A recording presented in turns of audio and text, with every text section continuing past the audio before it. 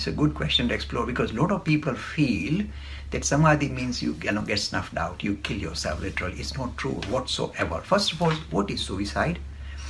When things gang up against us, they are guaranteed to gang up against all of us, whether you're good, bad or mixed. Guaranteed. The world is not here for our convenience. It's going to gang up and push you in a corner, whether you like. Sooner or later, every one of us is going to get pushed around.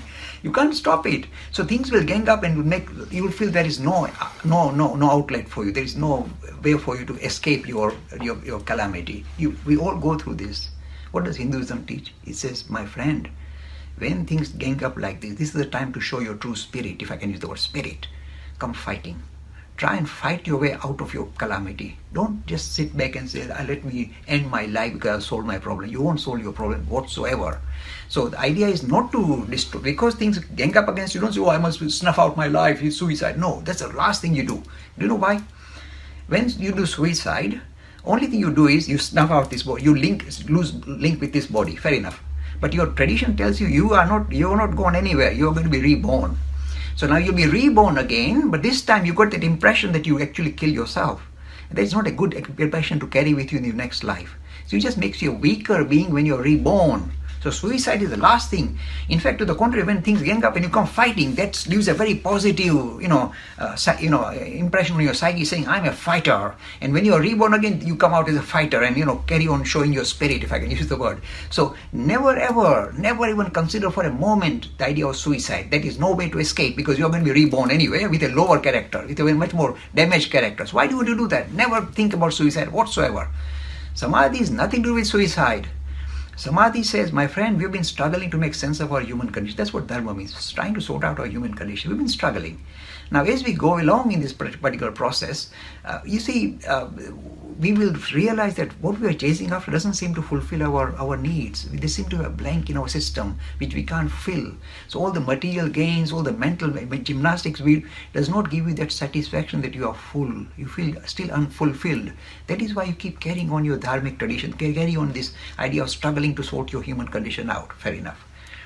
So only when that maturity arises in you, that's actually what I was searching for, is not in the physical, the material, mental realm. It is in a different realm. And when you actually don't just believe it, actually experience. Look, my friend, what is experience? Look, anybody who's genuine about spirituality will talk from experience, will not talk from book learning. Oh, it's written in Mahabharata, Ramayana and Bhagavad Puran. Good for you. If you experience this thing that we are talking about, the deeper vision regarding who we are, then you really hit the jackpot. And that is the aim of Hindu life. It is not suicide, to recognize your true dignity as a spiritual being, undergoing this material journey, enjoying it as well. Yahoo! You love other human beings because you see yourself reflect others. This is the most wonderful state of affairs. Look at the stories of Ramana Maharshi, etc. They were living fully, much more intensely than we can ever think about, because they were seeing themselves reflect in every human being, everywhere. The whole universe appears as their own, if you like, their extension of themselves. Imagine how much fun that is. This is called bliss, not pleasure, bliss. You are, if you like, in the flow of existence itself. You are existing, and the whole creation exists in you.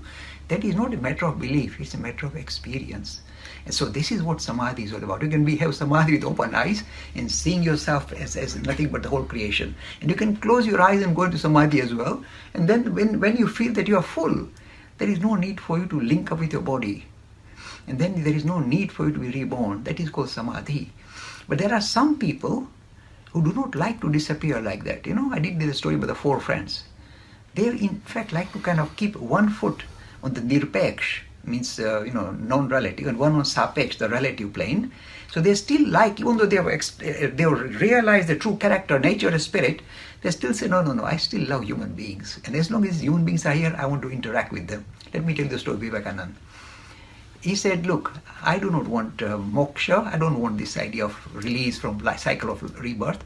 As long as this Lord, the Spirit is taking on all these human forms and playing here, I want to come and play with the living God here and again for thousands of lifetimes. I'm not looking for moksha. I like to play with the living. If God wants to play like this, I will come and play with Him. I'm an eternal playmate of the Lord. See the beautiful way of looking at the idea of staying, one foot in the nirpeksh, means in the non-relative plane, and one foot in the sapeksh, in the relative plane, and still loving human beings to come again and again interact with humanity.